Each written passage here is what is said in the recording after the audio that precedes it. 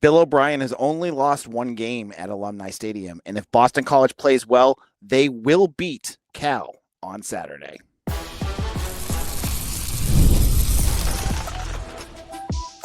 You are Locked On Boston College, your daily podcast on the Boston College Eagles.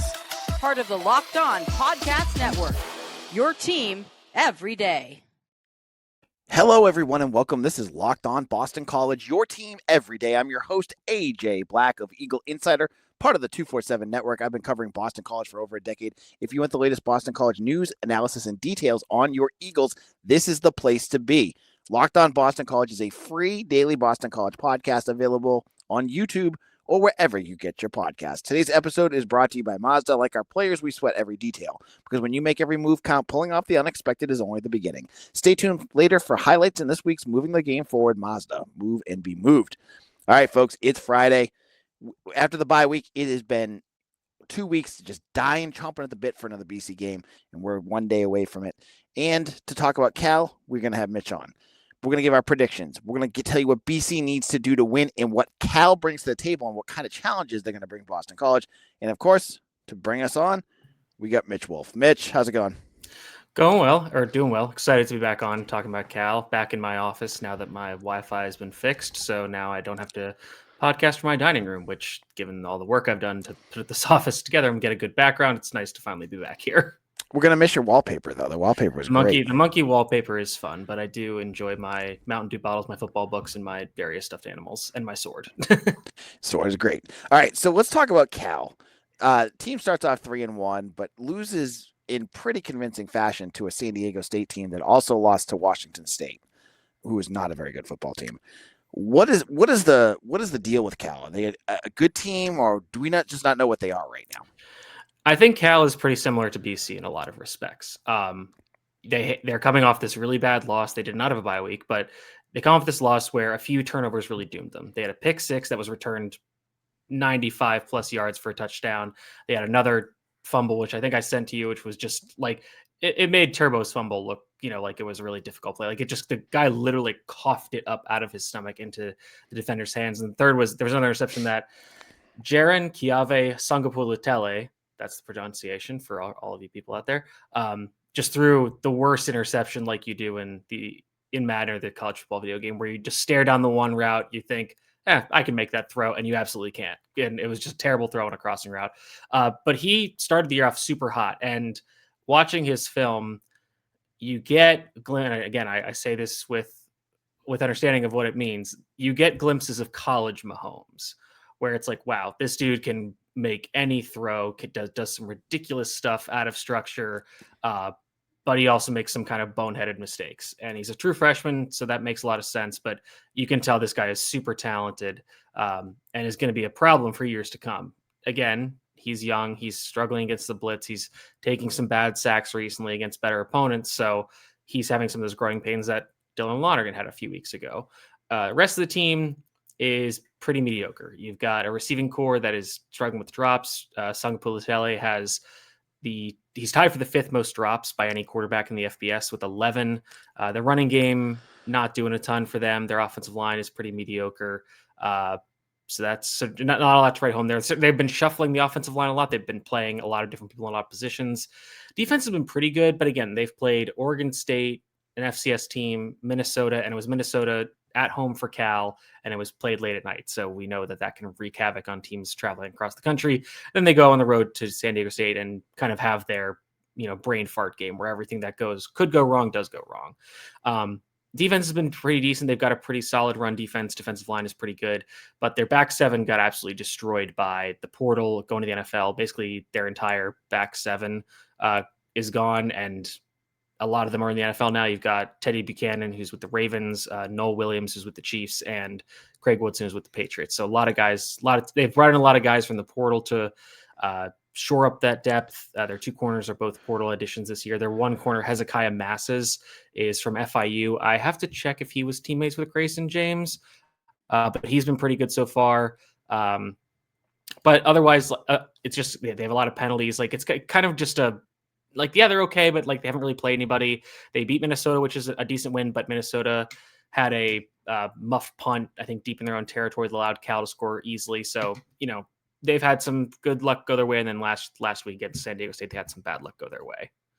So with JK, it's JKS. I keep messing it up and saying JPS, and someone from Cal was like, "Yay, it's JKS." So, there's some things about him that I said on the other episode that are going to drive BC fans crazy. He's going to make, as you said, out of structure plays that are going to be like, "Man, the defense stinks," and you're going to yell at yourself, but that's what happens. He's also big, so you're going to have your defensive edges probably bounce off him a few times. What do you see that BC could attack him with? So the one thing that he's struggled with so far is the blitz. I think he's kind of doing the same thing that Lonergan has issues with, where if the defense presents a different picture to him after the snap, he can kind of get frozen and not know what to do. And he'll try to scramble, but he's a decent runner, but he's not, a great athlete, like a great, run around kind of athlete. Like he's kind of like Lonergan, where he can, get outside the pocket, scramble for a few yards, but he's not going to, pull any kind of Lamar Jackson plays like that as a runner. But as a thrower, he's extremely talented. Like he can put the ball 50 yards on a rope with pinpoint accuracy at times, even when he's, moving in and out of the pocket. He's also a lefty, so that kind of will make it look odd.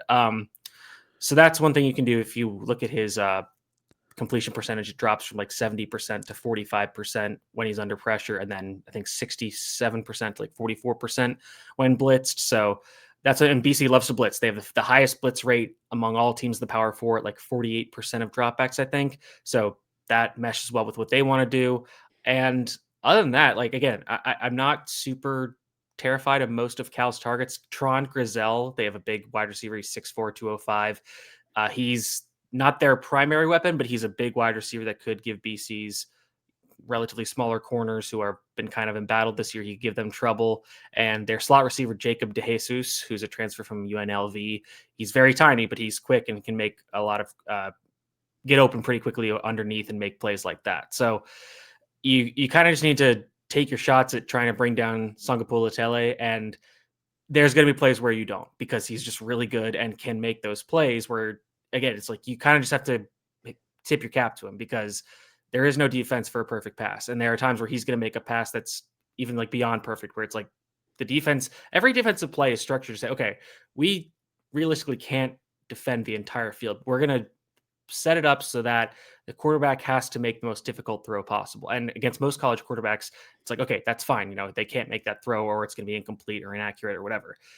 There's a few guys that are like this guy, that are like really talented quarterbacks in the past, where it's like, okay, they can make that throw. And again, Sagapolutele is a young guy, so he does have a little consistency. But when he does make that, rolling to his right, then throws back across his left 40 yards to right the sideline, and it's a catch, it's like, hey man, like, props to you. You got us on that one. And a big thing for me for the defense is they're going to have short memories with this one. You got to put that play behind you and go on to the next one, because if you let that snowball effect get into a snowball effect with you, it's going to be a lot worse for you as the day goes on, because he's going to make some plays. It's going to be very frustrating, but you just got to move on and get to the next rep.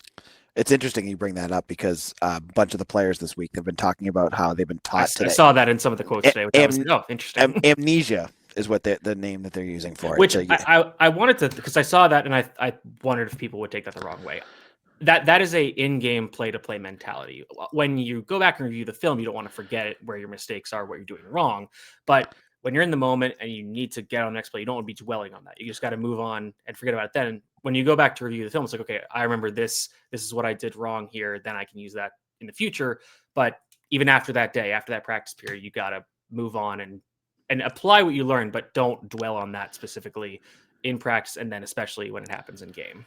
So one name that I thought of, and I actually brought this up to you, that I was wondering how similar he is that gave BC fits, was Dylan Raiola. Is he anything like, I know, other than being a righty and a lefty, but kind of like the way they improvise? A little bit. That's not a bad comp. And again, like, Raiola's like a good runner, but not a crazy like athlete scrambler. He's, again, a bigger-ish quarterback.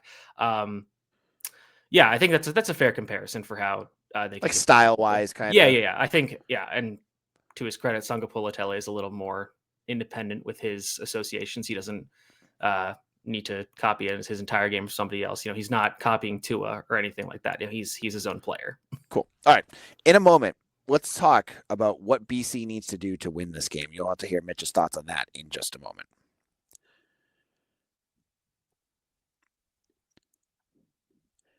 This episode is brought to you by Mazda's Moving the Game Forward for those who believe it's not just about playing the game, it's about redefining it. These are moments that do more than just put points on the board. They move crowds, move culture, and keep moving the game forward. This week's moment that moves the game forward, I have to go with Luca Lombardo hitting a 51-yard field goal. I know it didn't seem like a big moment at that time, but having a kicker that can actually kick long-distance field goals and has been perfect this season has been a big boost for BC. And at moments later on in the season when they need it most, he's going to be a major factor for them when they need to hit those big field goals. When you follow what moves you, the unexpected is only the beginning. And just like that, there's more to every highlight. There's more to every Mazda vehicle. Mazda, move and be moved. The Charitable Irish Society has been part of Boston's history since 1737, making it the oldest Irish society in the Americas. With deep ties to Boston College, its leaders and members continue a proud tradition of service. Today, the society is living its mission, raising thousands of dollars each year to help immigrants in need, Irish and non-Irish alike. Last year, their support helped a family from Northern Ireland who faced a medical crisis and couldn't cover rent and bills. You can be part of that impact. Membership is just $75 a year, and it goes directly to helping families when they need it most. And mark your calendar. The annual Silver Key Dinner is coming up October 29th at the UMass Club, honoring Archbishop Henning. Get your tickets for the annual Silver Key Dinner and join the Charitable Irish Society today at www.charitableirishsociety.org.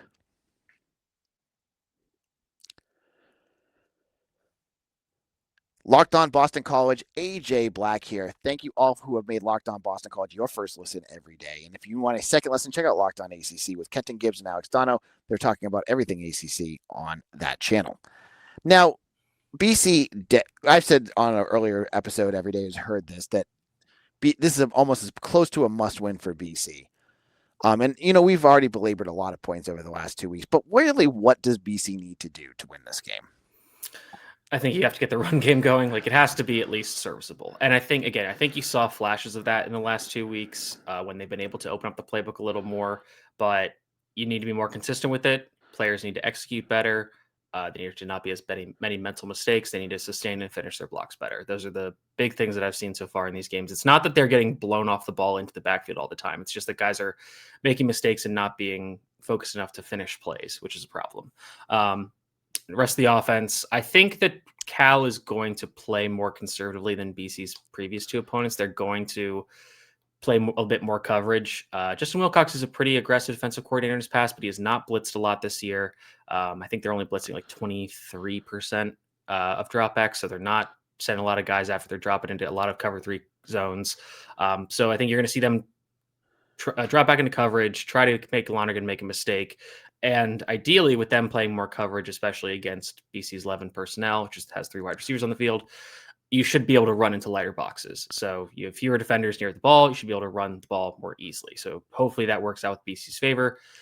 The other part of that is that Cal's linebackers are very aggressive when it comes to getting downhill and attacking the run. So I think they are kind of susceptible to the play action. So you watch how they want to get downhill and shoot through gaps, especially against outside zone, and make tackles for loss in the backfield. But that makes them very susceptible to play action. So you use the run game to bring the linebackers up towards the ball, and then you throw it behind them on intermediate crossing routes. And then when Cal wants to play man, I think you just keep hitting with the crossing routes because that's really the antidote for man coverage. Just hit crossing routes because guys, it's very hard to cover guys just running all the way across the field.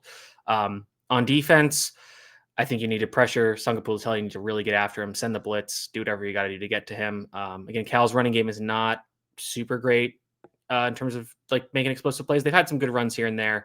A lot of their rushing production comes from the FCS game, so it's you kind of write that off a bit. But they also got game scripted out of the San Diego State game, so that's not really their fault. So with that, obviously tackling. You have to tackle better. You cannot perform like you have in the last 2 weeks. And watching the tape, it's kind of a bit of everything, which is a bigger problem because it's not like it's just getting out physical or it's getting out athleted in space. It's those two things. It's taking angles too high. It's not taking the right angles. It's everything. So I have to imagine that was something they talked about and worked on over the bye week because that was a big issue in the last 2 games. And you just have to hope and think it will get better. Hoping you just see more discipline when it comes to going low, keeping your pad level low, wrapping up, finishing tackles to the ground. You just have to do that. that's it's a relatively simple strategy, but you still have to go out and execute it, which has been a problem for BC in the last 2 games.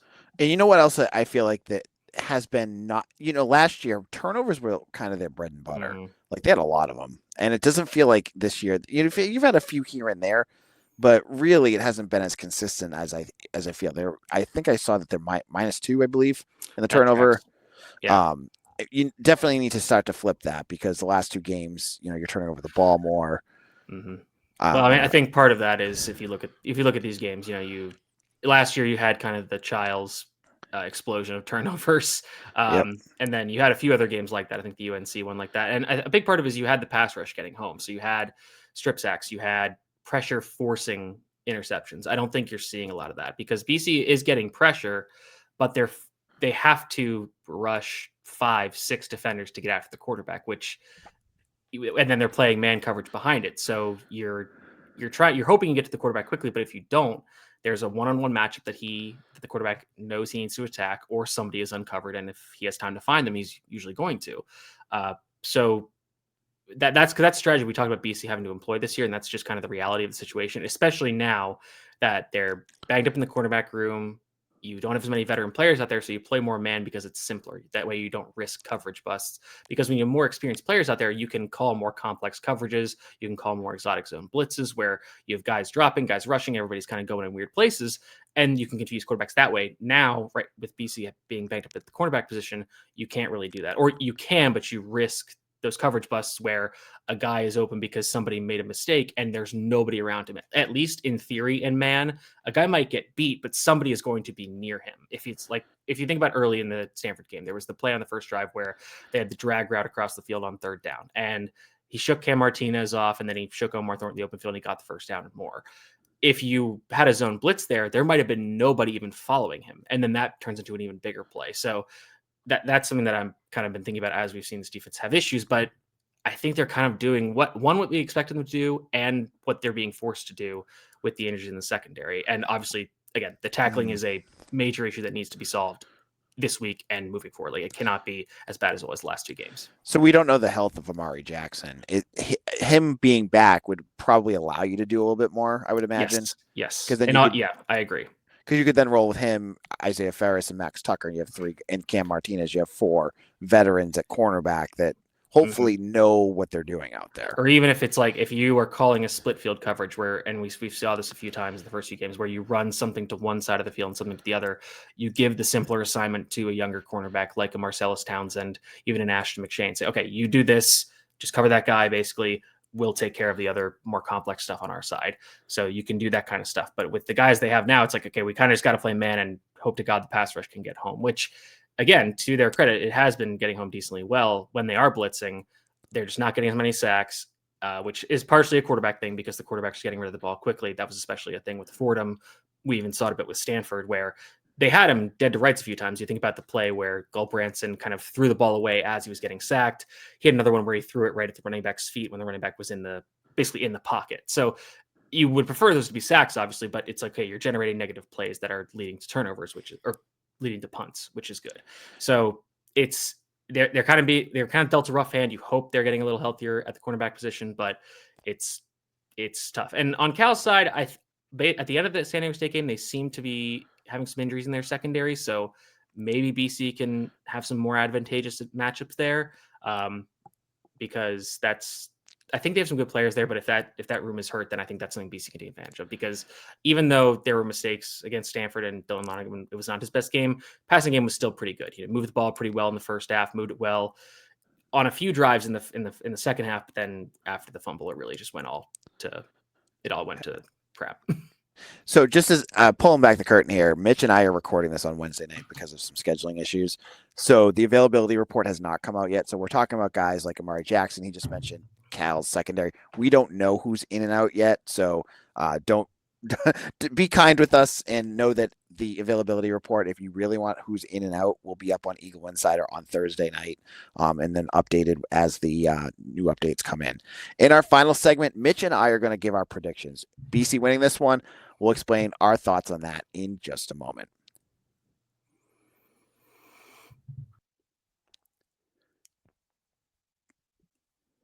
It's almost the weekend. Time to look back and crown this week's MVP on Who Delivered, powered by DoorDash.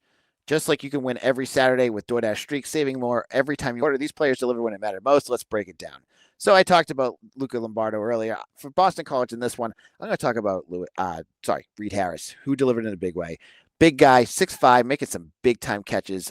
If BC had won that game, that's who we would be talking about. When the pressure was on, Harris came through, no hesitation, no delay. And if you've been watching week after week, this performance wasn't a fluke. Reed Harris is on a streak. And just like Reed Harris delivered for the Eagles, DoorDash delivers your Saturdays. With DoorDash Streaks, you save every Saturday you order. Stack it up all season, and you could save up to $250, including $100 in DoorDash credits. Order this Saturday. Keep the streak alive. Feel your game day. Only with DoorDash. Terms apply. Promo period through 11/18. Caffeine just got a flavor upgrade. 5-hour energy shots deliver tasty caffeine in 17 bold flavors. Each 2-ounce shot packs the caffeine of a premium 12-ounce cup of coffee, plus B vitamins and nutrients with zero sugar and zero crashes. What I love most is about how portable they are. Big taste, tiny shot. You can take it anywhere you go. I love all the flavors. I always reach for my favorite, my favorite flavor packs. I get them all the time. The cherry one is one of my favorites because it's refreshing and gives me that quick hit before a busy day. And when I go running, I can't not have my 5-hour energy. When I do a long run, it is my go-to to get me through those long runs. Enough with boring, flavorless caffeine. It's time to give your caffeine a flavor upgrade with 5-hour energy shot. Get your favorites you love or be bold and try something new in store and online at 5hourenergy.com or Amazon today. Locked On Boston College, AJ Black here, and thank you who have made Locked On Boston College your first listen every day. And if you want to make us your daily routine, do it while you are doing laundry. Do it, watch it, listen to us while you're on your way to work. It's a 20-minute show. I think you'll enjoy our 5-day-a-week program. All right, prediction time, Mitch. What are we going to be predicting? You want me to go first, or do you want to go first this time? Let's have you go first. All right, so part of me wants to pick a loss here because I just feel like the mojo is down, but I'm going. BC is playing at home, and there's something about Bill O'Brien so far at home. He only lost that one game to Louisville, and BC has played pretty well every other game that they've had a home game. I feel like the cross-country trip will play a little bit of an impact, even though most coaches don't like to say that that's going to be something. And with a young quarterback, I think this is going to be a shootout, but I think that a mistake by Cal will be what takes it at the end. And I'm going to pick BC to win this one 31-28. Yeah, I'm thinking pretty similarly. I think that the cross country, even though it's not as bad as it could be for Cal, this game's being played at 3:30, so it's 12:30 for them. But still, that travel, which they're ostensibly making in the time between we record this podcast and when the game is played, that's going to take some time for them to adjust. So I think BC does also win this one. I think it will be close. I think it'll be high scoring. I would take the over if it's still at 52.5. I'm thinking somewhere like 34-31, maybe 31-24. So it's going to be something like that. I think if I had like two, I'm not sure if we're still doing like the two prop bet things, but my two things I'm looking at is I think BC will have their new longest rush of the season. The longest so far is Turbo for 13 yards. I think you're going to see that number get passed. I think we see like at least one pretty explosive run. I think they'll figure out a way to do that. And the other one will be, I for some reason, I have a feeling about Zeke Moore scoring a touchdown this week. I think he's going to be used more because he is a good blocker as an inline tight end. And in the red zone, you're seeing like they're going to cover Reed Harris. They're going to cover Lewis Bond. They're going to cover Jeremiah Franklin. Like guys are going to be left because they're going to focus so much on those guys. And I think they could find some kind of fun wrinkle to get him a quick touchdown in the flat on like some kind of play actions pass. So that I don't know why, but I just have, and granted, my one about VJ Wilkins was completely wrong against Stanford because he had one catch for -6 yards, but that's just my gut feeling for kind of a random thing that could happen in this game. I'm going to go with two props as well. I'm going to say multiple sacks by the edge rushers. I think Edward Kalengi's been getting close. I think this will be the game where he connects, and I think Q was just really quiet last week. And I think he was better than people would remember in the run game. He was given some good stuff, getting penetration. Obviously, the bad penalty towards the end of the game, but he was doing some more stuff than people think, but yes, not as much as a pass rusher. And yeah, Kalenge had a really good game, so I agree with you there. So I think that's going to happen. And then offensively, I'm going to go with 3 touchdowns for Dylan Larnigan in this game. It's kind of a one, that seems fair. Like, I mean, they could have had that in the game against Stanford, just had some, really bad luck with turnover stuff. So I think BC will win the turnover battle here. It might not be a huge one, like maybe 2-1, but I think I agree with you. Cal makes a late mistake, even if it's a big penalty, because Cal is a really highly penalized team.